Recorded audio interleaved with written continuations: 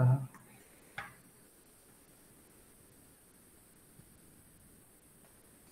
Ok.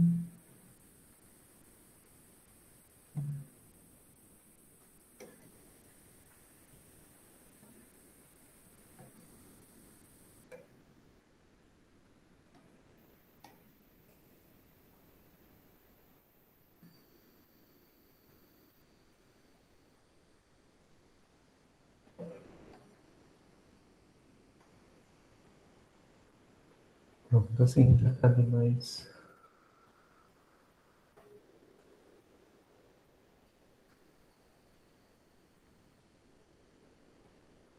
Bom, pessoal, então vamos lá, vamos resolver as questões. Eu não lembro se essa questão 1 a gente já fez, talvez já tenhamos feito.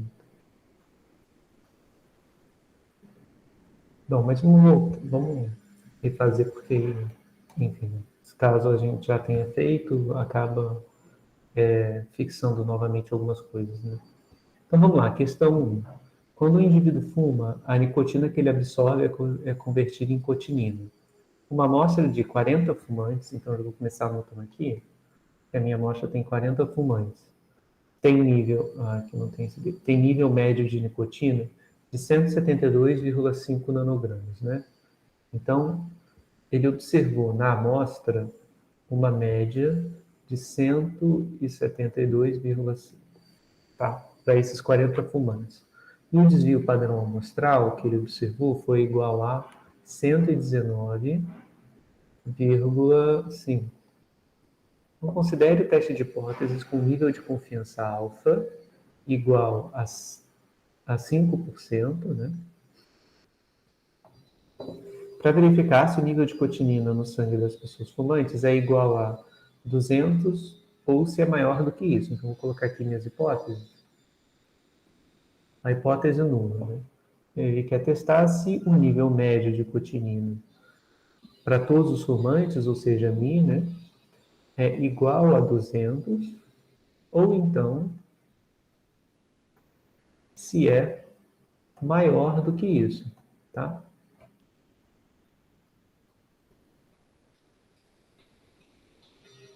Bom, então esse é o item A. Coloquei que é a hipótese nula. Lembrando, a hipótese nula sempre contém a igualdade. E a hipótese alternativa é de que é maior. Qual é a estatística de teste? Então, item B. A estatística de teste é, eu quero testar para mim, né? Então, eu vou olhar para x barra menos μ0 dividido P por S sobre raiz de n, tá? Esse valor de μ0, ele é igual a 200. Foi o valor hipotetizado lá no início. Menos 200 sobre S dividido por raiz de n. O n é 40, então é isso, tá? Pergunta, pessoal. Essa é a estatística de teste que eu vou usar. E a pergunta é a seguinte. Professor, você substituiu aqui alguns números, né? O μ0 por 200, o n por 200. E se substituísse outros? Por exemplo, eu posso substituir o S por 119,5 na hora de escrever estatística de teste? E o x barra, posso substituir pelo valor numérico? Bom, você só pode substituir pelo valor numérico quando você estiver falando do valor observado para a estatística de teste na amostra. Tá? Aí você começa a substituir esses valores. O 200 e o n não tem problema, porque eles não são variáveis aleatórias. Tá? Então, quando eu peço a estatística de teste, as variáveis aleatórias devem ser mantidas, tá? Eu não posso substituir. Eu não poderia dizer que a estatística de teste é 172,5 menos 200 sobre S, que é 119,5 dividido por raiz de 40, tá? Eu não posso dizer que isso é estatística de teste, tá? Por quê? Porque a estatística de teste ela tem uma distribuição sobre H0, uma distribuição de probabilidade. Se eu substituir todos os valores numéricos, ele não é mais uma distribuição de probabilidade, certo? Aí não vai fazer mais sentido falar o seguinte, sobre H0, a estatística de teste tem distribuição tal, tá? Porque eu já substituí variáveis aleatórias e ela ficou uma distribuição de ela ficou igual a uma constante, tá? Então, quando eu perguntar qual é a estatística de teste, tem que manter todas as variáveis que formam a estatística de teste, todas as variáveis aleatórias, têm que ser mantidas na expressão, tá?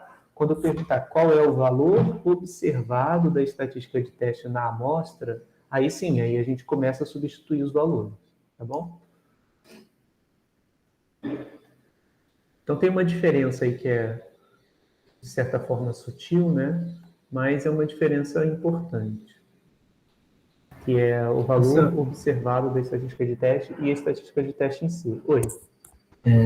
Desculpa, só para lembrar aqui. Então, quando você pedia qual é a estatística de teste, você coloca essa parte do x barra menos μ0 sobre 5 raiz de n, não necessariamente o Sobre resultado S, final sobre em si. S.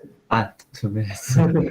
Não necessariamente o valor final em si, né? Só quando ele perguntar, Exato, tipo, realmente. Tá, beleza. exato. Porque senão muda, né? Por exemplo, se eu pegar aqui e substituir o S pelo seu valor numérico, a única coisa aleatória vai ser o x barra, né? E aí pelo TCL o x barra vai ser normal, na hora que eu padronizar normal vai dar normal também, então vai mudar a distribuição da estatística de teste, tá?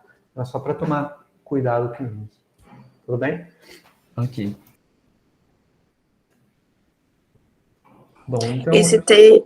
Ai, desculpa. Pode falar, pode falar. Esse T representa a estatística de teste? Exato, exato. Tá. Tá. Bom, e aí a pergunta que fica é, qual é a pergunta do item C, né? Qual é a região crítica do teste? Para achar a região crítica, o que eu tenho que fazer? Eu tenho que usar a distribuição da estatística de teste sobre H0, tá? Então, eu vou escrever o seguinte, sobre H0, temos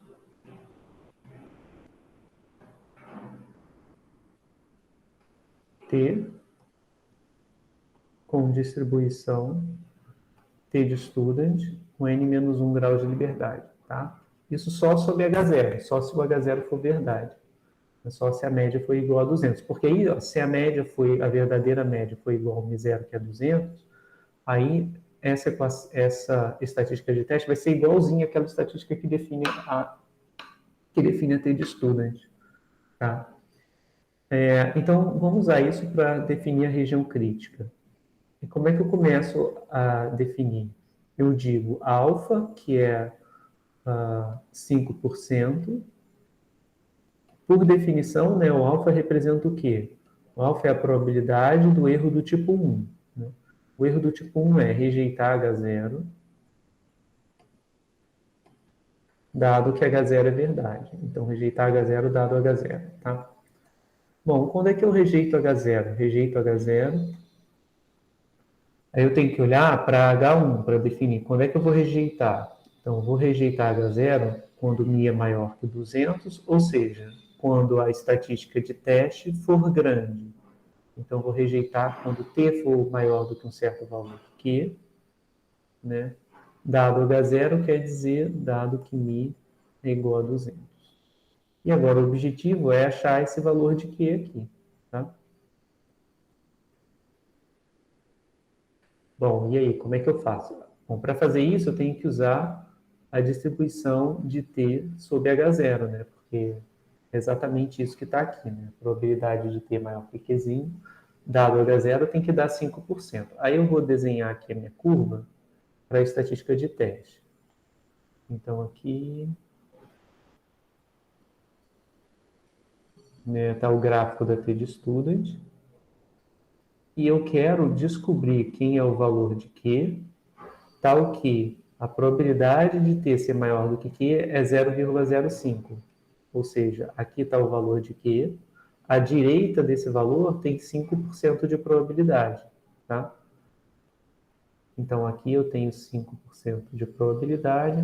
Isso quer dizer que à esquerda de Q eu vou ter 95% de probabilidade. Tá bom? Logo, quem é o valor de Q? Bom, como é que eu obtenho o valor de Q? O valor de Q deixa 95% da probabilidade à esquerda, então eu posso obter ele através da função Q, T, do R, né? Que é tipo aqui enorme, só que ao invés de ser normal, é com a distribuição T de Student. Então eu quero que T, o contínuo tem que ter probabilidade à esquerda de 95%. Né? E quantos graus de liberdade? Bom, DF vai ser igual a N menos 1, o N são 40 fumantes, então DF vai ser 39. Tá bom? Então vamos lá para o R para a gente poder fazer essa conta.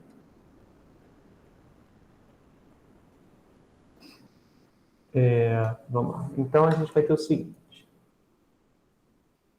Eu quero achar o valor de Q. Esse valor vai ser QT de 0,95 com quantos graus de liberdade?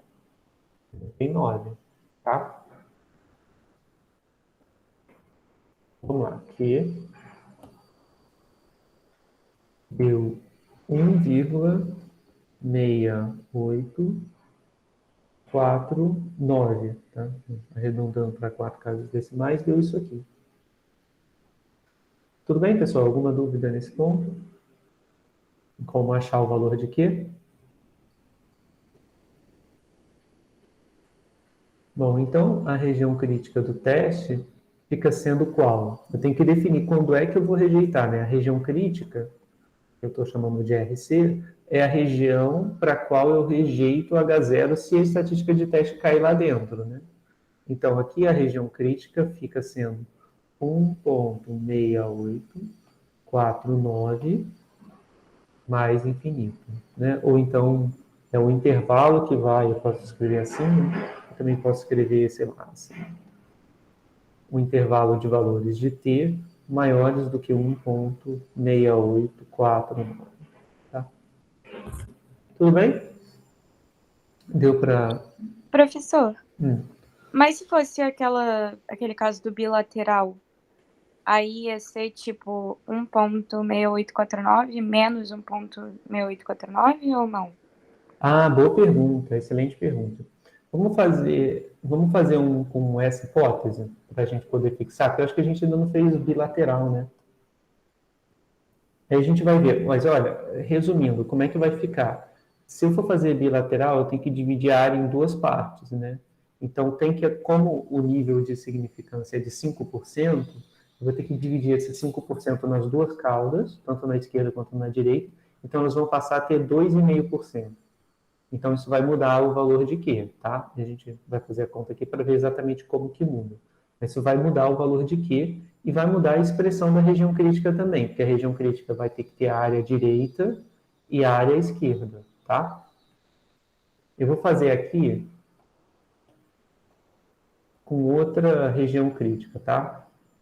Com outra hipótese alternativa, que é a hipótese bilateral para a gente treinar. Mas é basicamente isso, a gente vai ter que dividir a área em duas partes iguais e vai ter que lembrar que a região crítica vai pegar duas regiões, tá? Então, vamos lá. Agora eu quero H1 diferente de 200. Como é que eu faço? Eu faço alfa igual a 0,05, que, de novo, né, é a probabilidade de rejeitar H0, dado H0.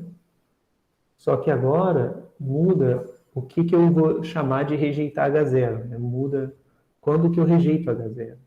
Então, olha, eu vou rejeitar H0. Eu vou rejeitar H0 se... deixa eu ver qual que é a melhor forma de escrever. Vou fazer assim, ó. Se o T for maior do que o Q... Melhor colocar como... Então, vou rejeitar H0. Se eu tiver T maior que Q, ou então, e aí o ou entra uma união, T for menor do que menos Q, dado H0. Tá? Vou desenhar essa região crítica aqui, usando o gráfico da T de Student para ficar mais claro. Então, aqui eu tenho a T de Student. Eu quero 5% de probabilidade acumulada dentro dessas duas regiões aqui. Né? Bom, como a variável é simétrica, deixa eu desenhar aqui quem é o Q. Então, aqui tem o valor de Q, aqui tem o valor de menos Q. Tá?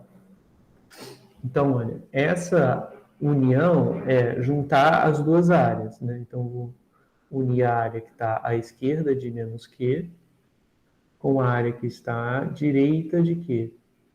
Tá bom? Então, olha, por questões de simetria, como menos Q e Q estão à mesma distância do zero, né, e a variável t de estudante é simétrica, essa área e essa área acabam tendo a mesma, essa região e essa região acabam tendo a mesma área, né, a área tem o mesmo valor. Então, como juntas, como unidas, elas têm 5% de probabilidade, então separadas elas têm 2,5%. Então, vem 2,5 de probabilidade para cá, 2,5 de probabilidade para cá. Tá bom? Então, vamos lá. Como é que a gente vai fazer? A gente vai fazer o seguinte. Agora eu tenho que descobrir quem é o valor de quê. E aí, tanto faz, tá? Eu posso trabalhar com esse valor ou com esse aqui. Eu vou trabalhar com esse, que é um pouco mais direto. Eu vou escrever assim, que vai ser igual ao quantil da t. Quantos por cento de probabilidade ele deixa à esquerda? Bom, se a direita são 2,5, a esquerda são 97,5% de probabilidade. Tá? Então, é QT 0,975. Quantos graus de liberdade? Bom, N-1, não é isso? Então, isso aqui permite encontrar o valor de Q. Vamos comparar com o valor daqui de cima para ver o que mudou? Já posso botar o que o N-1 é 39, né? 39. Então, ó, vamos olhar aqui em cima. O que mudou? Mudou que era 95 e aqui passou a ser 975, tá? Isso aconteceu por quê? Porque aqui, no caso anterior, eu acumulava todo o nível de significância em uma região só na cauda da direita. Aqui embaixo, como é bilateral, eu vou rejeitar também se os valores forem muito baixos. Ou seja, eu acabo dividindo essa área de 5% em duas regiões de mesma área, que no caso cada uma vai ter 2,5%. Tá? Então, para obter o valor de Q, eu vou fazer agora QT 0,975, número de grau de liberdade igual a 39. Tá? Então, o valor de Q, beleza, deu 2,0227. Tá? Nota que mudou o valor de Q, não é isso? Mudou de 1,6849 para 2,0227. Tá? Ele ficou um pouco mais afastado, né, de zero, tanto para a esquerda quanto para a direita, porque, enfim, né, se ele vai pegar 2,5% à direita, então o novo quantil vai ficar aqui, né, em algum lugar por aqui, né, à direita de Q. Então, por isso deu um valor maior. Tá? E aí, como é que eu definiria a região crítica? A região crítica ficaria sendo assim, ó. RC. Vou botar um asterisco só para não confundir com a região crítica mesmo do teste, tá? Da questão do enunciado original. Então, a minha região crítica vai ficar sendo a união dos dois intervalos. Então, eu posso escrever assim, ó. Minha região crítica vai de menos infinito até menos Q, ou seja, vai até menos 2,0227. União, aí vai pegar Q para a direita, né? 2,0227 mais infinito. É uma forma de escrever. Ou então também posso escrever como T menor do que menos 2,0227, união T maior do que 2,0227. Tudo bem? Ficou claro como é que muda o teste quando é bilateral a hipótese e a alternativa? Sim, ficou assim. Aí na questão ia ficar tipo, que a hipótese nula seria o igual a 200 e a alternativa ele ia falar, tipo, não ia falar maior, ia falar diferente, né? Exato. Ah, É, tá. no enunciado, né? É isso. Isso. Exato. Então, aqui, para fazer esse C asterisco, eu teria que mudar essa frase aqui para diferente ou, não, igual a isso, ou se é diferente do que isso, né? Diferente desse valor. Mas é mais comum quando fala maior ou menor, né? Porque, pelo menos as questões que a gente fez, geralmente era maior ou menor. Eu acho, pelo que eu me lembro. Assim, é mais comum porque é mais fácil fazer quando o teste é unilateral. Então, eu tendo a colocar o que é mais fácil, tá? Então, eu tendo a colocar unilateral. Mas, assim, em artigos e tudo mais, é muito difícil que o teste seja unilateral. Quer dizer, se for um teste para quantidade numérica, tipo, eu quero testar se mi é igual a isso, né? Se mi é igual a um determinado valor ou não. Então, acaba que o teste bilateral acaba sendo usado muito mais vezes. O teste unilateral ele é mais usado quando é, por exemplo, um teste quadrado, que foi o que a gente viu nas últimas aulas, né? Para testar se se a tabela de frequências que eu observei vem de uma distribuição ou não, né? Nesse caso, o teste sempre vai ser pela construção do teste, né? O teste sempre vai ser unilateral, né? No sentido de que você vai rejeitar se o valor da estatística do Q quadrado for maior que um certo valor. Então, assim, quando você vai ver artigos e tudo mais, os testes unilaterais aparecem nesses contextos, né, em contextos onde você quer testar afirmações que não são referentes a uma quantidade numérica, mas são referentes a uma distribuição de probabilidade, ou testa se duas variáveis são independentes, ou testa se, sei lá, os erros de medição são normais. Quando é mais esquisito assim, né, o teste, então costuma ser unilateral. Quando é teste para valor mesmo, eu quero ver se eu quero testar se a média é igual a tanto, em geral, a hipótese nula vai ser diferente, né? A maioria dos testes vão fazer com a diferença, ao invés de fazer maior. Tá?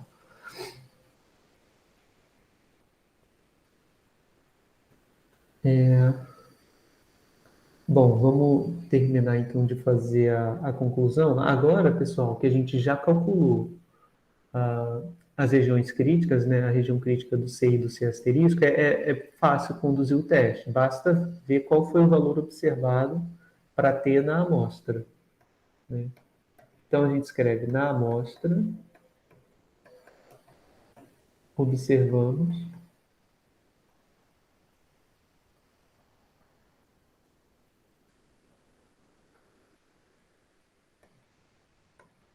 o valor de Tzinho igual a x barrinha menos 200 sobre S dividido por raiz de N. Tá? E aí nota que eu estou usando agora a letra minúscula, tá? Por quê? Porque agora eu estou só aqui na estatística de teste a letra maiúscula, porque é variável aleatória. Tá? Eu estou entrando nesses detalhes, pessoal, mas porque agora que a gente tem um pouco mais de tempo, dá para detalhar um pouco melhor em termos de notação, né? Quando eu escrevo com letra maiúscula, eu estou colocando variável aleatória, tá? Então é porque lá na frente eu vou escrever eventos, né, que envolvem essa variável aleatória. Então, quando eu coloco dentro de probabilidade, as variáveis aleatórias têm que estar maiúsculas. Tá? Só vai estar minúscula quando é valor numérico, por exemplo, que é um valor numérico. Esse t aqui, como ele está dentro de uma probabilidade, eu quero a probabilidade de t ser maior que o valor numérico, eu preciso explicitar que essa t é a variável aleatória. Então, por isso ela fica escrita em maiúsculo, né? E as variáveis aleatórias que formam a t também tem que vir maiúsculas, né? Por isso o x barra está assim e o s está assim, né? Por isso que eu não escrevi x barrinha, porque o x barrinha é um valor numérico observado na amostra. O x barrinha não é aleatório, mas o x barra grande é aleatório. A mesma coisa para o s. Tem um s grande e um s pequeno, mas é que para mim o meu s é a mesma grafia, então fica um pouco difícil de diferenciar. Aí, como eu estou dizendo que na amostra a gente observou um determinado valor, eu vou substituir esses valores aqui, então eu não vou mais colocar nada maiúsculo, porque eu estou calculando o valor numérico mesmo. Então, ó, o x bar foi 172,5, aí menos 200, dividido por S, 119,5, dividido por raiz de 40. Então, a gente tem que calcular essa expressão e ver quanto dá para ver se a gente vai rejeitar ou não a hipótese nula. Então, vai dar 172,5 menos 200 dividido por 119,5 sobre IPA.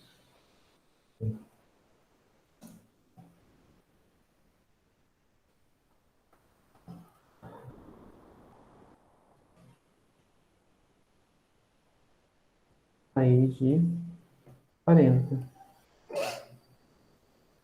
Tá? Então, se eu copiei certo, isso aqui vai dar menos 1,455. Tá? Então, qual que é a conclusão? Deixa eu ver se a questão já pergunta a conclusão ou só pede o valor. Já pede a conclusão. Né? Então, qual que é a conclusão? Eu observei o valor de Tzinho dentro da região crítica. Vamos olhar. Aqui a região crítica era T maior do que 1,6849. Eu observei o valor de menos 1,455. Então, esse valor não pertence à região crítica, né? Então, vou escrever como T não pertence à região crítica, então eu não rejeito H0. Né? Então, não rejeito H0. Bom, e aí o que significa não rejeitar H0? Bom, se eu não rejeitei H0, significa que eu devo concluir que o nível de cotinina no sangue dos fumantes deve ser igual a esse valor aqui. Né? Ou seja, a amostra que eu coletei não me dá evidências, né, que suportam a hipótese de que o nível de cotinina no sangue dos fumantes é maior do que 200. Então, não tem evidência de que seja maior que 200. Tá? Até porque, pessoal, nessa amostra de 40 fumantes, a gente observou um nível menor do que o que foi suposto na hipótese nula. Né? Então, não tem como eu rejeitar H0 se o H1 é maior e o valor que eu observei de x-bar foi menor do que o valor limite. Tá? Eu sempre vou não rejeitar H0, né? Sempre vou aceitar H0 nesse caso. E se a gente fosse usar o teste bilateral, que foi o teste que a gente fez no C asterisco, o que aconteceria? Bom, vamos olhar aqui para o C asterisco para ver se a gente continua não rejeitando ou se muda alguma coisa. Então, ó, a minha região crítica era valores menores do que menos 2, alguma coisa ou maiores do que 2, alguma coisa. Ó, o valor que eu observei foi esse, ele não pertence à região crítica, né? Porque ele não é nem menor do que menos 2 e qualquer coisa, e também não é maior do que 2, qualquer coisa. Né? É um valor que está no meio, entre esses dois aqui. É um valor que está aqui em algum lugar. Né? Então, não rejeito H0 também. Tá? Então, mesmo que a minha hipótese fosse diferente, né, eu não rejeitaria H0. Tá? Nota, pessoal, que talvez seja um pouco até contra-intuitivo, né? Se você pensar assim, se você desconsiderar a estatística, né? E pensar só de forma puramente, como posso dizer, de forma leiga, né? Sem levar em conta as probabilidades e o procedimento estatístico. Pensa só, se você coletou uma amostra, eu vou pensar agora tudo em termos da hipótese nula C asterisco, tá? Que é a hipótese bilateral, do mi diferente de 200. Aí você vai lá, coletou sua amostra de 40 fumantes, encontrou, a sua hipótese era de que o nível de cotinina no sangue dos fumantes ou vai ser igual a 200, que era a hipótese inicial, ou diferente disso, né, a média populacional. Quando você coletou a amostra de tamanho 40 e chegou a 172,5, né, talvez você fosse pensar assim, poxa, deu bem diferente de 200. Então, acho que a minha hipótese está incorreta. Na verdade, o nível de cotinina no sangue dessas pessoas fumantes deve ser diferente de 200, porque deu um valor bem diferente, né? Deu 172,5. E a minha hipótese era de 200. Se tivesse dado 201, 202, 198, aí talvez eu fosse pensar o contrário. Né? Talvez eu fosse pensar, não, deu perto da minha hipótese, eu devo estar correto, né? Só que, pessoal, esse tipo de raciocínio, ele não leva em conta probabilidades de forma nenhuma. Ele é bem arbitrário, na verdade. Consiste só em comparar o valor que você observou com o valor hipotetizado, sem nenhuma medida que vai te dizer se esse valor aqui está muito distante em termos probabilísticos dos 200 ou não. E o que vai te informar isso, o que vai te permitir atribuir uma probabilidade a esse valor, o que vai determinar qual o ponto de corte onde você vai aceitar ou rejeitar a hipótese nula, é o desvio padrão. Nota, pessoal, que o desvio padrão aqui foi bem alto, né, na verdade, com respeito à média. O desvio padrão deu 119 e a média observada foi 172. Né? Então, assim, esse desvio padrão é que ele, em conjunto com o tamanho de amostra, é que vai determinar se esses 172 aqui estão muito distantes, né, da hipótese, se o 172 está muito distante da minha hipótese de 200, ou se não está tão distante assim.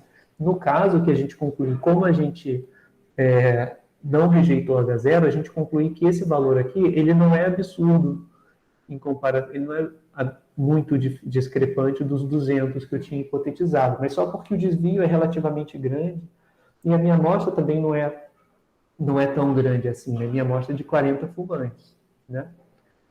Então, é interessante a gente ter esse olhar, né, diferenciado. Agora a gente tem uma ferramenta que permite tomar decisões de rejeitar ou não hipóteses, né, com embasamento probabilístico, né, com embasamento estatístico, ao invés de simplesmente olhar os valores e ver, está muito diferente.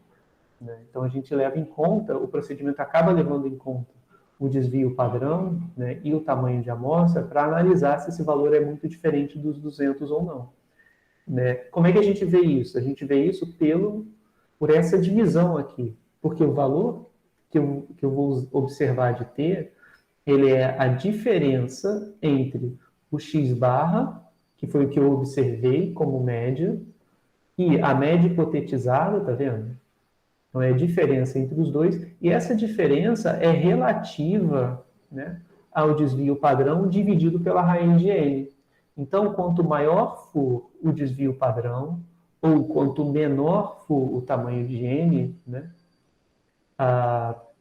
mais disperso tende a ser o valor de x barra em relação à verdadeira média.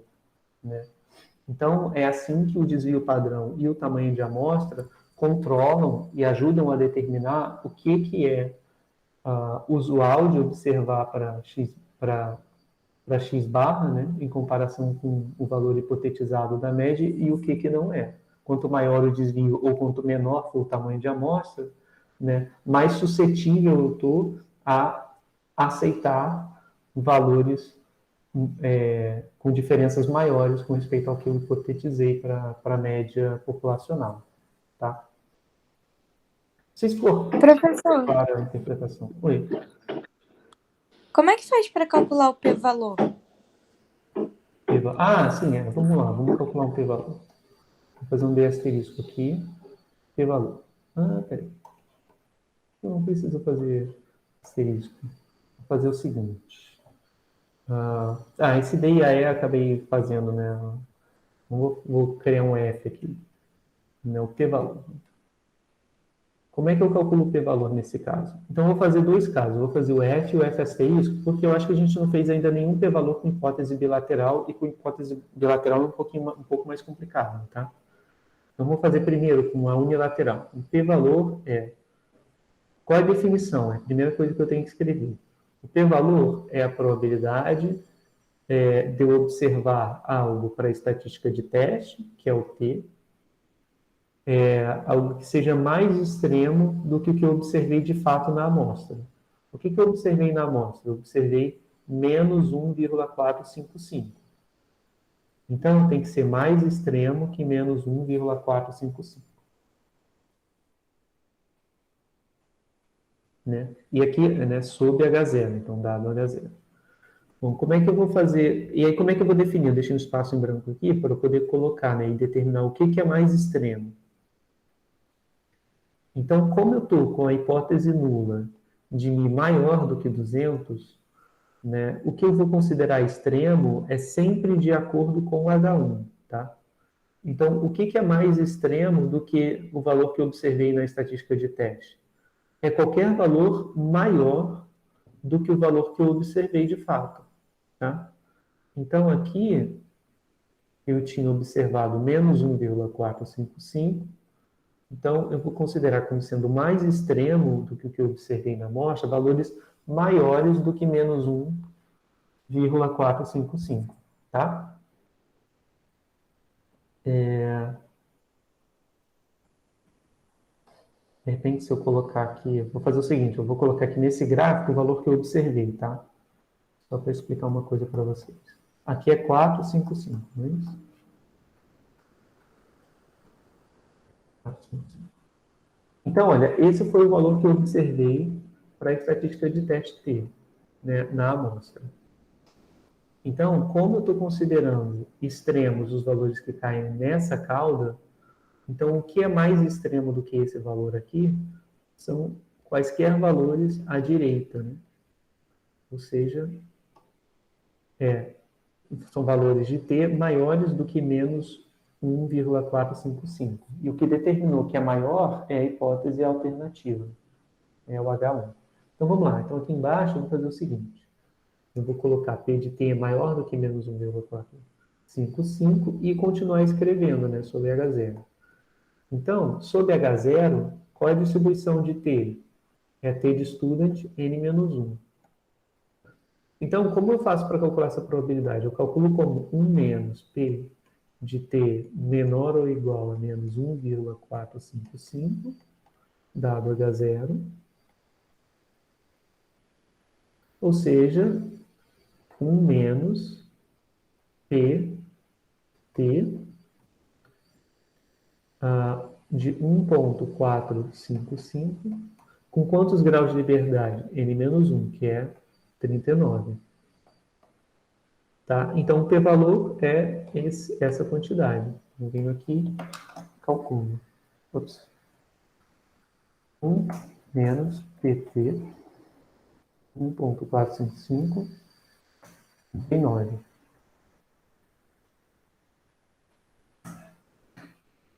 Então, deu 0,0768. 7,68%. Tudo bem? Por que ficou positivo? 1,455. Desculpa, ficou positivo porque eu não prestei atenção. É menos. Bem que eu estranhei, porque eu falei, cara, isso aqui tinha que dar mais do que 50%. Agora sim, agora sim. Então deu 0,9232. Tá? Então, olha, o p-valor deu bem alto, né? Então, como esse p-valor foi maior do que o alfa, que eu tinha considerado 5% para o teste, então a conclusão, e é claro que a conclusão sempre vai ser igual à conclusão do teste olhando para a região crítica direta. Né? Então, como o p-valor é maior do que alfa, então eu não rejeito H0. Ao nível de 5%. Tudo bem?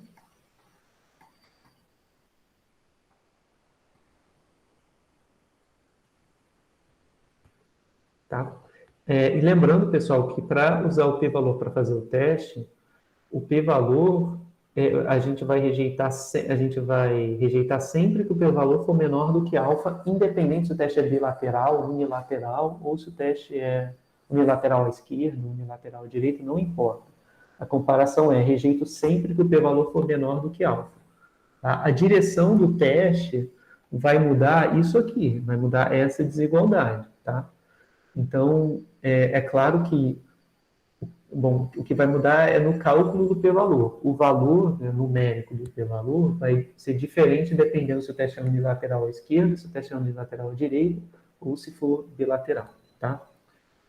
Vamos fazer agora com o p-valor bilateral, para a gente Professor, só uma poder pergunta rapidinho. Pode falar, Se pode falar. fosse T menor que 1,455, aí não ia precisar multiplicar por -1, né? Você podia fazer direto ou não? Multiplicar É por porque -1, né? você não fez isso? Ou então eu tô confusa. Porque, tipo, antes estava a probabilidade de T maior que 1,455 dado H0. Aí É que depois você menos, né? botou 1 menos probabilidade de T menor ou igual a 1,455. Aí eu achei que você tinha multiplicado por -1.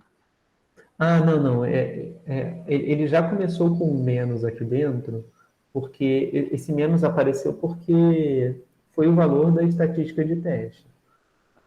Ou você está falando desse menos aqui? Desse aqui? Isso, é o menos de fora.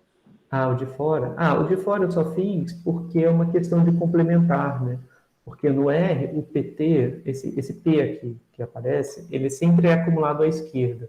Então, se eu quero uma probabilidade que acumula à direita, tipo, T maior do que algum valor, eu tenho que fazer um menos a probabilidade acumulada à esquerda, porque aí eu consigo pedir no R, entendeu? Tudo bem? É só por uma questão do R mesmo, Lembrei. né? Lembrei agora Assim, disso, da outra tá. matéria. Pois é. Tem vários detalhezinhos. Assim, pessoal, eu não preciso necessariamente fazer um menos, tá? É porque eu às vezes me confundo quando uso esse argumento, mas tem um outro jeito de você, tem um jeito mais direto de você fazer probabilidade acumulada à direita, tá? Mas aí, enfim, é só prestar atenção para não confundir. É que às vezes eu confundo com qual é o default, né? A gente pode fazer o seguinte: vou calcular a mesma probabilidade, né, que aqui quer dizer ter maior do que menos 1,45, mas aqui eu vou calcular direto, sem fazer um menos. Eu posso fazer que tem um argumento nessa função pt que chama lower, eu acho, lower tail. Esse argumento lower tail quer dizer se você quer acumular a probabilidade à esquerda ou não. Então, se você quer a probabilidade à esquerda, você coloca true. Se você quer a probabilidade à direita desse valor, você coloca false. Então, o default do R é o lower tail igual a true. Se você não fala nada igual aqui em cima, eu não falei nada de lower tail, nem tinha falado esse argumento para vocês ainda. É porque o default do R é calcular sempre a probabilidade à esquerda. Se você quiser calcular à direita, você pode fazer um menos aquele valor, ou então você pode colocar lower tail equal false. Mas eu acho mais fácil colocar um menos a probabilidade que eu quero. Mas se você quiser colocar assim, também pode. Lower tail equal false. Tá vendo? Vai dar o mesmo valor. 0,92162. Tá? Eu não tinha falado desse lower tail ainda.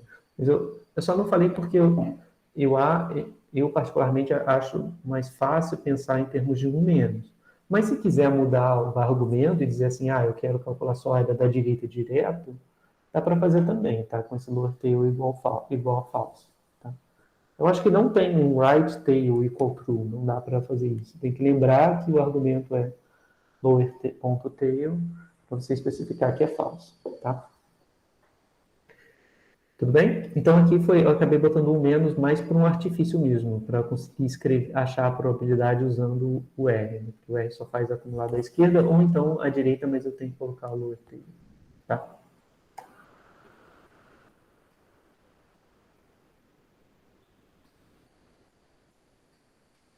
Bom, pessoal, vamos fazer então agora o caso do p-valor para hipótese alternativa bilateral. Então aqui, de repente, talvez fosse melhor eu colocar primeiro a hipótese alternativa, só para a gente se lembrar, né, que é, nesse caso eu tinha mi diferente de 200, tá? Aí como é que eu faço? Eu vou fazer o seguinte, eu vou colocar aqui, ops, aqui está o gráfico da distribuição de probabilidades da estatística de teste sobre H0. Então, isso aqui é o gráfico de uma t-de-student com n-1 grau de liberdade. Tá? E aí, pessoal, o que vai acontecer? Eu observei na amostra o valor menos 1,455, que é um valor que está aqui. Aí, o que vai acontecer? Eu vou rejeitar, a definição de p-valor é a probabilidade de eu observar para t um valor mais extremo do que o que eu observei na amostra, dado H0. Então, o que vai ser mais extremo do que esse valor quando eu considero a hipótese bilateral? Então, eu vou considerar se é bilateral, né, que aqui é diferente, eu vou considerar extremo tanto o que for muito pequeno quanto o que for muito grande. Então, o que é mais extremo do que esse valor são os valores que caem aqui e também são os valores que caem aqui, no simétrico, 1,455. Tá? Então, o p-valor, ele equivale à soma dessas duas áreas aqui. Então, esse é o p-valor. Tá? É a soma dessa área com essa área. Tá? Tem um jeito, pessoal, matematicamente de escrever, que eu escrevo isso sem fazer soma, sem separar nem nada. É trabalhar com um módulo, né? Então, olha, o módulo é dizer o seguinte, né? O p-valor vai ser a probabilidade de que o módulo de t seja maior do que 1,455. Tá? É uma forma de escrever. Por quê? O que é o módulo de t? O módulo de t é a distância do valor de t para zero. Então, ó, tanto nessa região quanto nessa região aqui, o módulo de t é maior do que 1,455, porque aqui, ó, nessa região, a distância entre se o valor de t está nessa região, é porque a distância entre ele e zero é maior do que 1,455. Da mesma forma, se o t está nessa região, é porque a distância entre o t e zero é maior do que 1,455. Então, essa é uma forma de fazer. Eu também posso fazer assim. Eu posso escrever separado, tá? Se você achar melhor, pode escrever p de t menor do que menos 1,455, dado H0. Então, eu vou dividir, né, nessa parte, mais a probabilidade de t ser maior do que 1,455, dado H0. Tá? Então, ou você pode separar assim, você pode escrever com módulo direto, lembrando, né, que aí eu vou fazer o módulo maior que a parte que o número positivo, sempre, né? Porque senão, tipo, probabilidade do módulo de um número ser maior que menos 5 é 1, né? Porque, com certeza, o módulo de um número que é sempre de positivo ou zero vai ser maior que um número negativo. Então, tem que ficar ligado quando usa essa notação para lembrar que o que eu vou colocar aqui sempre tem que ser positivo, tá? Ou então faça assim, se acha que é mais garantido, né, menor a chance de errar, pode colocar assim também, tá? Tanto faz. E, pessoal, olha só, de um jeito ou de outro, né, aqui eu vou fazer um asterisco, porque tem que tomar cuidado na hora de fazer essa afirmação que eu vou fazer agora. Nesse caso, a afirmação vale, tá? Mas dependendo da distribuição da estatística de teste, ela não vai valer. A observação é a seguinte, de novo, por questões de simetria, né, na t-de-student, essa área é igual a essa, tá? Então, eu posso escolher qualquer uma dessas duas áreas né? Que a outra vai ser igual. Então, essa área aqui vai ser a mesma dessa área. Então, eu posso escolher, por exemplo, eu vou trabalhar só com essa área aqui e vou multiplicá-la por 2, porque o resultado vai ser igual, somar essa área com essa área. Então, eu posso escrever 2 vezes P de T maior do que 1,455 dado H0. Tudo bem, esse ponto, pessoal, fez sentido? Essa questão do 2 vezes?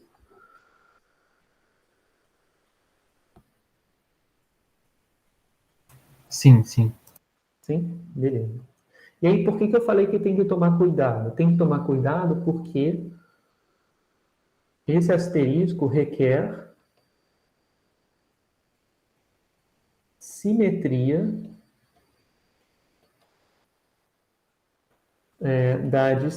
na distribuição da estatística de teste sobre H0.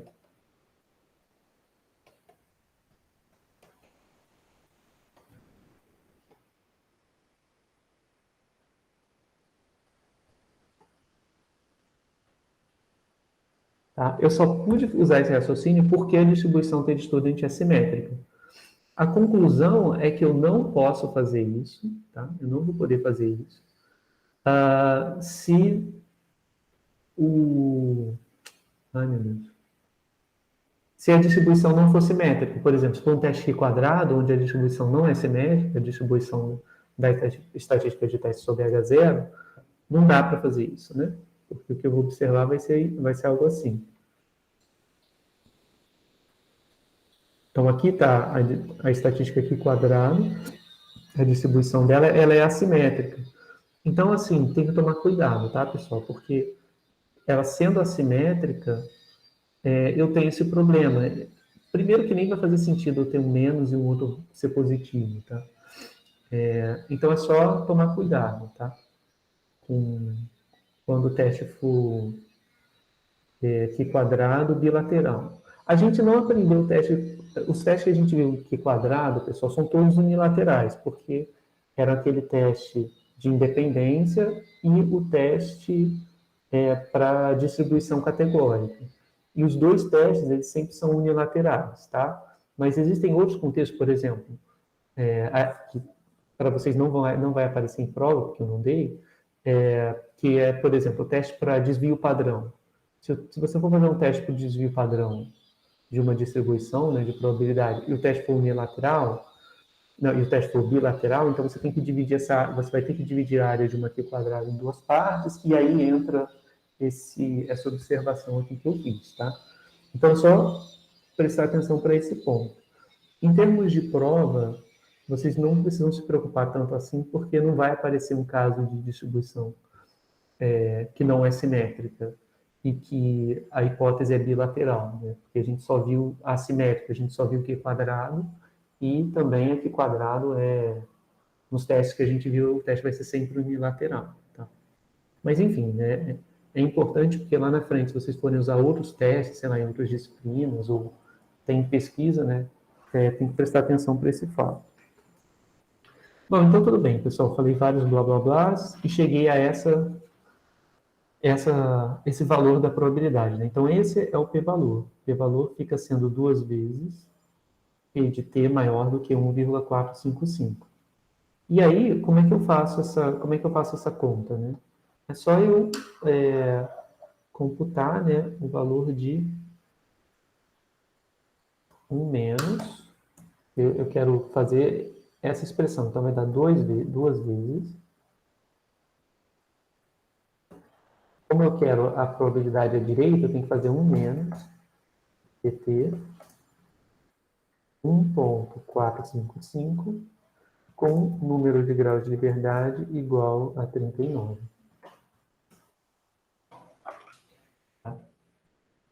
Então, aqui o p-valor deu 0,1536, tá? Então, o p-valor deu 0,1536. Tudo bem?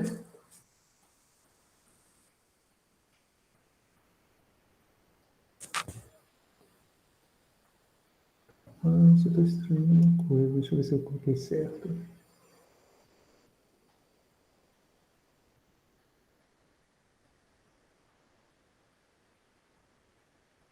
Eu coloquei certo parâmetro. Tá? Alguma dúvida, pessoal, nessa conta do p-valor quando é bilateral? Eu queria saber, então nesse caso, o bilateral, ele não está dentro do... Ele está na região crítica, ou não? Pera, o bilateral está na região crítica? Como assim? Não, quis dizer assim, com base no p-valor, a gente vê que ele está dentro da região crítica, e aí... Tá, entendi. Não, porque o p-valor também deu maior do que alfa, né? Que é 5%. Tudo bem? Ah, sim, tranquilo. Tá?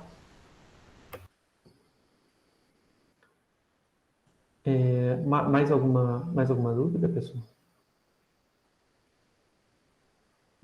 Nota que o p-valor aqui, né, deu bem diferente do p-valor que a gente obteve anteriormente para o teste unilateral, tá vendo? O unilateral deu gigantesco o p-valor, né? Deu 92%, então não rejeitaria nunca. Esse aqui já deu menor. Enfim, isso acabou acontecendo porque era unilateral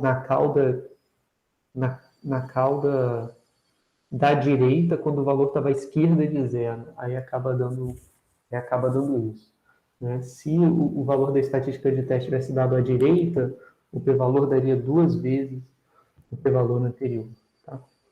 Mas, enfim, não precisa se preocupar com isso. Eu acho que com o tempo, talvez fazendo várias questões, você acaba percebendo que tem essa questão, né, de 2 vezes o p-valor da unilateral. Mas isso só vai valer se o valor da estatística de teste cair na região equivalente ao H1 do teste. Mas, enfim, a gente não vai se preocupar com isso, porque leva um tempinho para perceber que isso acontece. Mas fez sentido, pessoal? Deu para entender o procedimento quando é bilateral? É um pouquinho mais chato, né? Tem que prestar um pouco mais de cuidado para saber que tem que levar tanto em conta a parte da esquerda quanto a parte da direita da distribuição. Oi, Vitória, pode falar.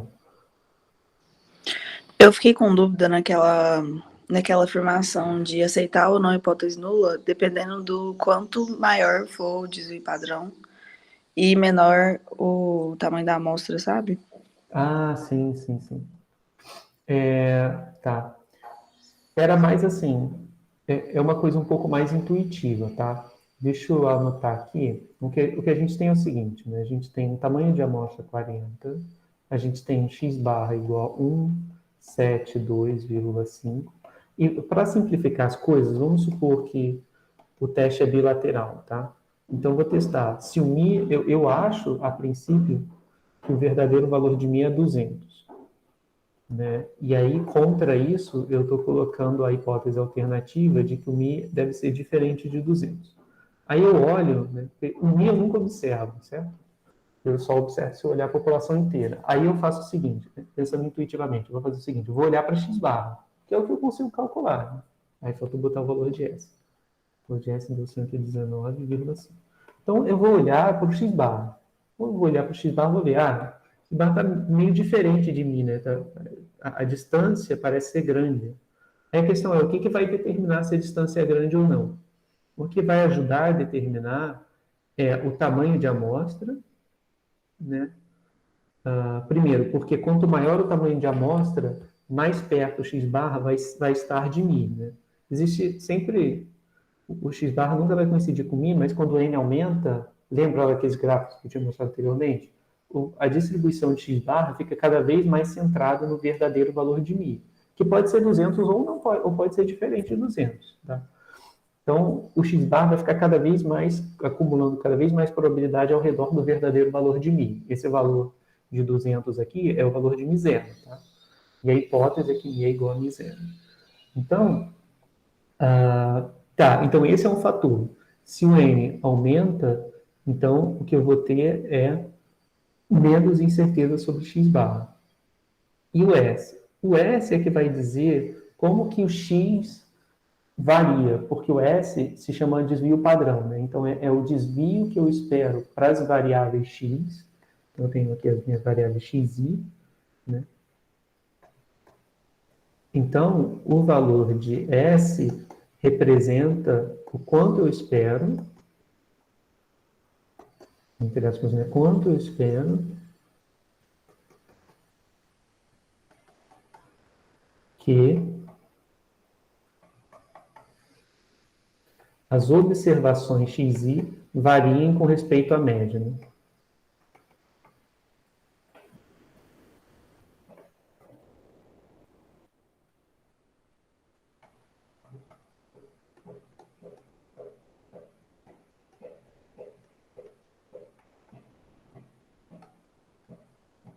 Variem com respeito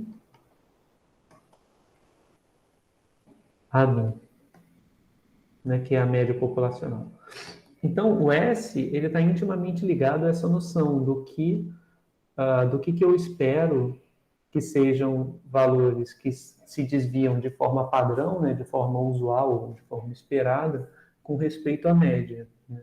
Então, essa aqui é a intuição. Mas o ponto-chave que eu estava levando em conta é que o S, ele diz respeito à ele estima a variabilidade das observações de x, y.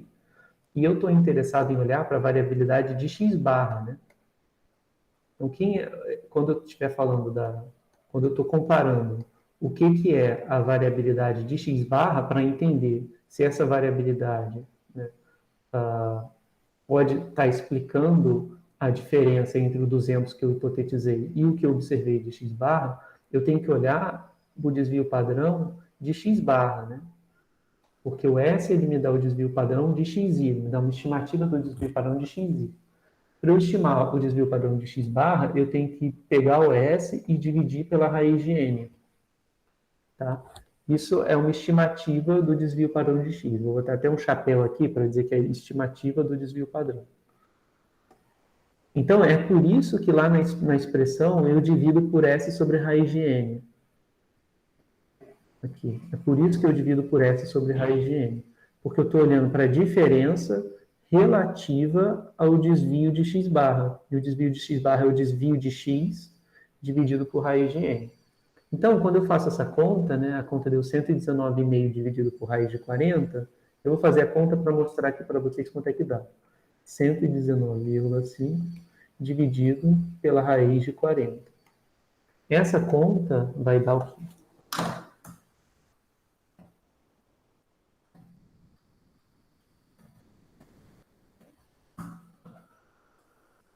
Deu 18,89. Né? Ou seja, o que eu espero, né, como um desvio padrão para x barra é 18,89. Então, olha, eu tinha o meu μ0, que era o μ hipotetizado, igual a 200. Né? A estimativa do desvio padrão de x barra deu 18,89. Aí lembra que tinha uma regrinha lá atrás que a gente viu que, sob certas condições, né, ou seja, por exemplo, se a variável aleatória que eu estiver falando, que no caso aqui é o x barra, é normal, eu espero observar valores entre que estejam a no máximo 2 ou 3 desvios padrões da média. Então, se eu fizer essa regrinha dos 2 desvios padrões da média, eu vou fazer média mais ou menos 2 desvios padrões. Então, eu vou ter um intervalinho de valores que eu vou considerar usuais para x barra ao redor de 200. E o que o teste de hipótese faz é exatamente isso, é olhar para esse intervalinho. Então, eu vou fazer o seguinte, ó, vai dar, de um lado, vai dar 200 menos duas vezes, 18,89. Esse procedimento, pessoal, que eu estou fazendo agora, ele é mais informal, tá? É uma coisa mais ad hoc, menos aconselhável do que fazer o teste de hipótese em si. Mas é só uma forma da gente interpretar, né, essas coisas do desvio padrão do S sobre raiz de n e entender o que ele está dando para a gente. Então, aqui vai ficar mais duas vezes 18,89. E aí o que a gente tem vai ser quais são os valores que eu vou considerar usuais? 200 menos 2 ponto, 2 vezes 18,89. 89. Então, deu 162,22. E aqui do lado direito é só eu trocar e botar um mais. Então, 237,78. Tá? Ou seja, nota como essa razão, né, esse quociente S sobre raiz de N, afetou o que eu considero usual, né, o que eu considero desvios usuais da minha hipótese para mim, de 200. Então, o que essa razão S sobre raiz de N está fazendo, ela está determinando intervalos de valores para x barra, né, que eu vou considerar usuais de ter observado quando suponho que mi é 200. Né? Então, esses valores seriam qualquer coisa entre 162 e 237, eu não vou considerar eu não considero extremo. Né? Eu considero perfeitamente plausível de ter surgido para x barra quando mi é igual a 200.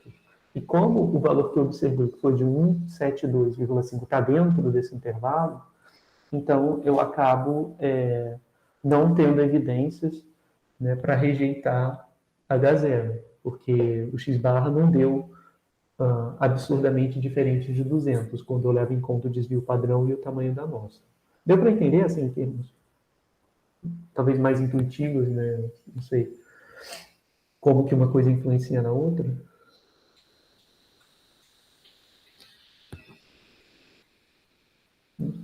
Aí, olha, se o S aumenta, esse valor vai aumentar. Ou seja, quando o desvio aumenta, eu fico mais suscetível a aceitar divergências maiores entre x barra e a média hipotetizada. Da mesma forma, se o tamanho de amostra diminui, o desvio também aumenta, e aí eu fico mais suscetível a aceitar diferenças maiores entre o x barra e a média hipotetizada. Tá? Então, era nesse sentido que eu estava falando, do S maior e do N menor, e como que isso influencia para rejeitar ou aceitar H0. Tá? Esse procedimento, pessoal, ele não deve ser usado não, tá? Eu só estou usando ele aqui para a gente poder entender intuitivamente o que está acontecendo. Até porque ele não vai ser equivalente ao teste de hipótese, é só uma verificação empírica rapidinho, né? Para dizer se a gente deve aceitar ou rejeitar H0, se a gente espera aceitar ou rejeitar H0 antes de fazer o teste, só para dar uma ideia. Mas pode ser que não bata as coisas, tá? Principalmente a depender do nível de significância que você vai considerar. Mas deu para entender? Ficou um pouco mais claro? Deu. Beleza. Deixa eu ver se eu consigo fazer. Eu queria fazer uma com...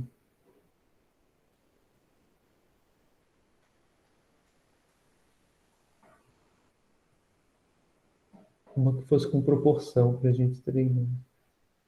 Eu acho que esse do Mendel dá para fazer.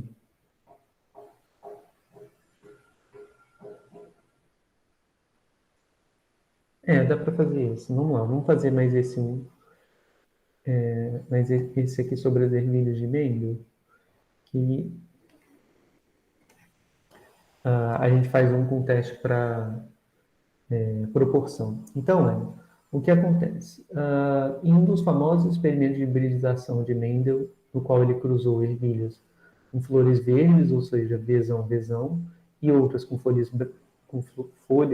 brancas, todas Vzinho, foram obtidas 802 ervilhas descendentes e 26,94% delas tinham flores brancas. Então, no N igual a 802, observou-se que 26,94% tinham flores brancas. Né? Então, se eu chamar de P, chapéu, o número de flores brancas, a proporção, né, de flores brancas na amostra, então proporção de flores brancas. Aí, na verdade, não é só porque, assim, pessoal, eu escrevo muito devagar. Né? Não é exatamente a proporção de flores brancas, tá? É a proporção de ervilhas cuja planta tem flor branca. Tá? Mas eu vou abreviar colocando proporção de flores brancas, tá? Na amostra. Então, o P-chapéu, ele está dizendo que foi 26,94%, que é igual a 0,2694. Tá? Então, a hipótese do Mendel é de que a gente deve esperar 25%, né? Se fizer a regrinha lá do cruzamento Vzão, Vzão, Vzinho, Vzinho, vai dar Vzinho, Vzinho, vai dar flor branca, que deve ser do recessivo, né? Vai aparecer 25% das vezes, tá? Mas como a gente não tem controle sobre quem está cruzando, sobre os cruzamentos, né? A gente não sabe exatamente como é que vai cruzar uma planta com a outra, acaba gerando percentuais diferentes do que o observado, acaba sendo diferente do que a gente postula na teoria. Mas é claro, né? Porque o observado é o P-chapéu e a teoria me diz sobre P. A teoria diz que P0 é 25%, né? Então, como o que eu estou observando não é P0, eu estou observando P-chapéu, tem uma aleatoriedade em cima do P0. E a questão é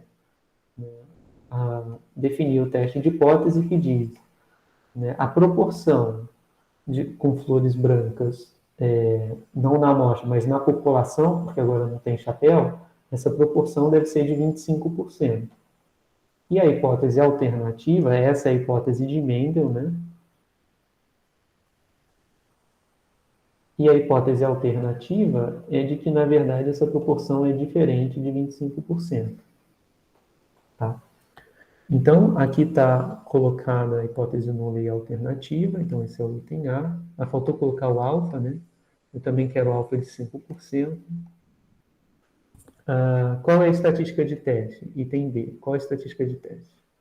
Bom, como eu quero teste para proporção, a estatística de teste é a proporção padronizada, né? Então, vai ser P chapéu menos P0 dividido pela raiz de P0, 1 menos P0, sobre M. A gente viu a justificativa, tá, dessa expressão. Basicamente, eu estou padronizando, estou subtraindo a média, que a média na Bernoulli é P, e estou dividindo pelo desvio padrão P1 menos P0, P0 menos P0, dividido pela raiz de M.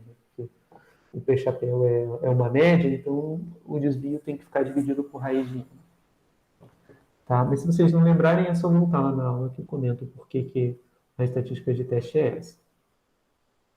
Tá bom? Então, esse é o valor da estatística de teste. Eu só posso substituir o que é valor numérico, tá? O P-chapéu não. O P-chapéu é a única variável aleatória, então ela tem que se manter.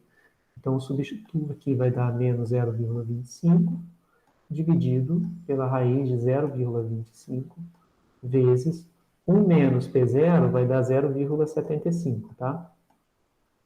Dividido por N. O meu N era 802 ervilhas. Tudo bem? Então, deu isso aqui. Agora, esse é o valor da estatística de teste. Item C. Qual é a região crítica? Então, a região crítica obtém, fazendo alfa, a probabilidade de rejeitar H0, dado H0. E agora, pessoal, quando que eu vou rejeitar H0? Bom, eu vou rejeitar H0 se o Z, né, se o Z que eu observei for maior ou menor ou as duas coisas, né? Maior que um valor e menor que outro valor. Como a hipótese é bilateral, então vou colocar aqui a distribuição da estatística de teste, ela é normal, então aqui eu tenho Z, aqui em cima eu tenho uma normal padrão. Então, como o teste é bilateral, eu vou considerar tanto valores muito baixos quanto valores muito altos. Então, eu vou considerar não usuais, né? Ou seja, eu vou considerar favoráveis a H1, valores menores que menos Q ou maiores que Q. Então, minha região crítica fica sendo a união do Z maior do que Q com Z menor do que menos Q, tá? Dado H0. Beleza? Então, ó, como é bilateral, eu vou rejeitar nas duas regiões. Bom, e aí? Aí eu posso separar, aí agora eu tenho que achar o valor de Q, né, que satisfaz isso, para depois eu escrever a estatística de teste. Bom, e aí qual que é a questão, né? Como eu tenho 5% de probabilidade, vem 2,5 para cá, 2,5 para cá. Então eu sei que o valor de Q, isso quer dizer, o valor de Q, ele é Q norme, porque agora não é QT, né, pessoal? Porque o valor, essa estatística de teste sobre H0 tem distribuição normal 0,1 sobre H0. Então tem que lembrar disso. Agora a distribuição não vai ser mais T, vai ser normal 0,1. Então vai dar Q enorme. Quanto que o Q vai deixar para a esquerda? Ele vai deixar para a esquerda 97,5% de probabilidade. Então aqui enorme 0,975, né? E é isso, né? Porque a média é 0 e o desvio padrão é 1. Então eu nem preciso colocar isso aqui no R, porque se eu não colocar nada, ele vai sempre trabalhar com normal 0. Tá? Então o que é? Que enorme 0,975, eu venho aqui e coloco enorme 0,975. Então o valor de Q deu 1,96, né? Porque 9599, eu vou arredondar para cima para 1,996. Então, a minha região crítica fica sendo a união dessas duas. Né? Então, a região crítica é igual a Z maior do que 1,96, união com Z menor do que menos 1,96. Tá? Tudo bem, pessoal? Então, é bem similar ao que a gente fez antes, que é o que a gente fez antes, né? Só a única diferença é que agora eu tenho que usar conteúdo anormal, porque essa estatística de teste aqui tem distribuição aproximadamente normal sobre H0, tá? Item D. Qual é o p-valor do teste? Bom, aí vamos lá, calcular o p-valor. O p-valor vai ser igual a... O p-valor é a probabilidade de eu observar algo mais extremo do que o que eu observei na amostra, né? Dado H0. Então, o que que eu vou ter que fazer? Eu vou ter que calcular P de Z ser maior do que o valor que eu observei, que é a variável aleatória, só que escrita com letra minúscula, né? Ou Z menor do que menos Zzinho, dado H0. Aí tem que calcular o valor do Zzinho, né? O Zzinho é só substituir o P-chapéu aqui pelo valor que eu observei na amostra. Né? Então, vamos lá. Então, aqui eu vou colocar Zzinho igual a P-chapéu menos 0,25 sobre raiz de 0,25 vezes 0,75 dividido por N, que é 812. O valor de P-chapéu foi 26,94. Então, vamos lá. Vamos colocar aqui, vai dar Z igual a 0,2694? Não,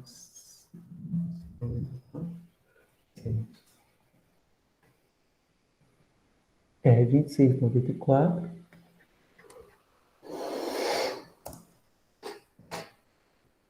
0,25 dividido por raiz quadrada de quanto? 0,25 vezes 0,975, não, 0,75, né? dividido, aí a divisão tem que vir dentro da raiz, né? Pelos 802, que era o tamanho da amostra. Então, vamos ver como foi o valor de Z.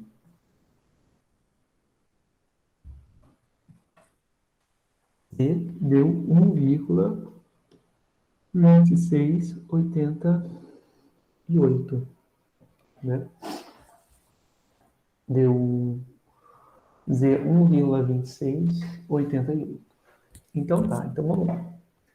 Esse foi o valor observado do Zzinho, né? Então, aqui, quando eu for continuar, né?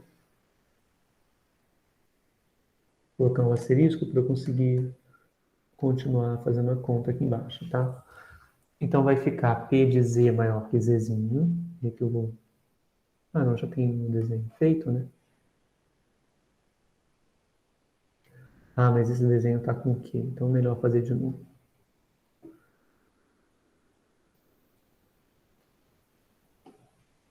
Então, olha, para o cálculo do p-valor, eu vou fazer o seguinte. Aqui eu vou marcar o valor de Zzinho, que foi 1,2688. Ih, o Zzinho está do lado direito. 1,2688. E aí eu vou considerar o seguinte, pessoal, o que é mais extremo de acordo com H1, né? Como a minha hipótese H1 é de P diferente de 0,25, eu vou considerar extremo o que for maior, né? Ou também o que tiver na cauda da direita, e também vou considerar como extremo o que tiver na cauda da esquerda, que é essa parte. Então, o p-valor fica sendo a soma dessas duas áreas. Tá? Como a variável é simétrica, então isso aqui é o p-valor, né? Então, esse é o p-valor. Só somar essa área mais essa área aqui. Então, como a distribuição é simétrica, isso aqui vai dar duas vezes a probabilidade de Z ser, digamos, vai dar duas, digamos que eu queira trabalhar com a da direita. Então, vai dar duas vezes P de Z maior do que 1,2688. Então, esse é o p-valor. Aí, como é que eu faço? Eu faço duas vezes.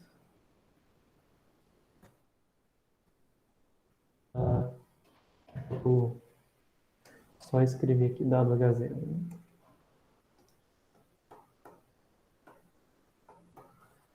Então, vai dar duas vezes 1 menos P enorme, 1 menos P enorme, 1,2688, né? Porque eu quero a área da direita, então tem que fazer um menos. Deu 0,2045, né? O p-valor. Esse p-valor foi maior que alfa, né? Porque o alfa é de 5%. Esse alfa aqui é 0,05. Então, como o p-valor deu grande, eu não rejeito H0. Então, eu não rejeito H0, que diz que a proporção teórica, né, ou a proporção populacional de plantas com flor branca, né, dessas ervilhas, é de 25%. Tá? Então, o valor que eu observei de peixe-chapéu, que foi 26,94%, né, ele não está tão distante assim, né, do valor de P que eu coloquei como hipótese, né, que sai lá da teoria de Mendes. Tá? Então, essa observação desse percentual de 26,94%, ele não produz evidências contrárias à hipótese postulada pelo Mendel. Tudo bem, pessoal?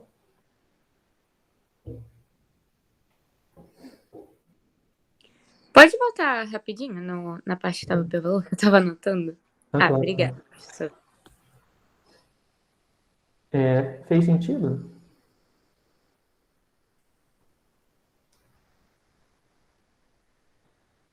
Fez sim.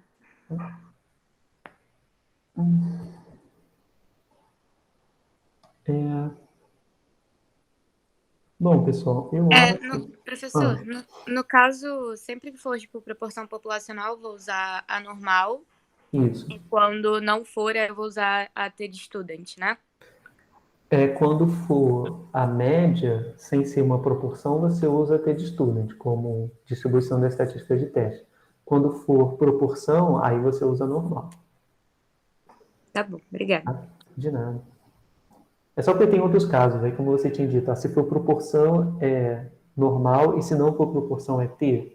Sim, porque a gente só viu esses dois casos, mas tem outros casos, por exemplo, da variância e do desvio padrão, que você usa aqui quadrado. Então, é só para ficar claro que tem outros casos em que você não pode dizer que se não for se não for proporção, então vai ser sempre distribuição T de student. Não, é só quando eu estou falando de proporção e quando estou falando de média, tá? Por desvio, aí, por exemplo, vai ser aqui quadrado. Pessoal, faltam 15 minutos, eu não sei, eu acho que eu posso liberar vocês um pouquinho antes, e aí a gente faz mais exercícios na aula que vem, o que vocês acham? Na aula de amanhã. Né? Porque eu acho que a gente já pegou uma boa parte de intervalo de confiança. A gente fez 2 exercícios só, né?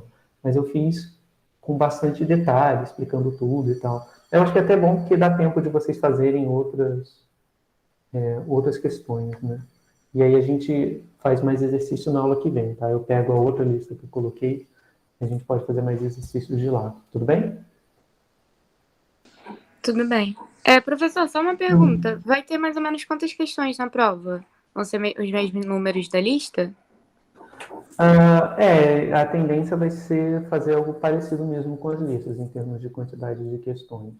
Então, talvez tenha aí umas 7, por aí, algo assim, 7, 8.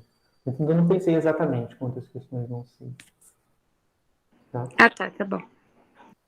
E, professor, você sabe se... Porque uma prova vai ser dia 11, outra prova vai ser dia 18, né? Uhum. Aí, você sabe se vai dar tempo de sair o resultado da primeira antes da segunda? Sim, sai, porque a correção é automática pelo ABA, né? Então, assim Sim, que ok. sair o limite do tempo para vocês entregarem, já vai ter a nota das questões. Então, nem vai precisar esperar. Tudo bem? Beleza. É bom que não tenha ansiedade, né? Pois é. Dá pra ter uma noção já pra segunda prova. Pois é. Bom, então, mas aí é isso, pessoal, beleza? A gente se fala então amanhã e eu vou usar esse tempinho para ir fazendo mais questões para colocar lá no ABA para vocês começarem a fazer os exercícios de teste de hipótese, beleza? Mas aí já tem esses da lista e se vocês quiserem podem pegar também lá do livro, que não falta exercício, né?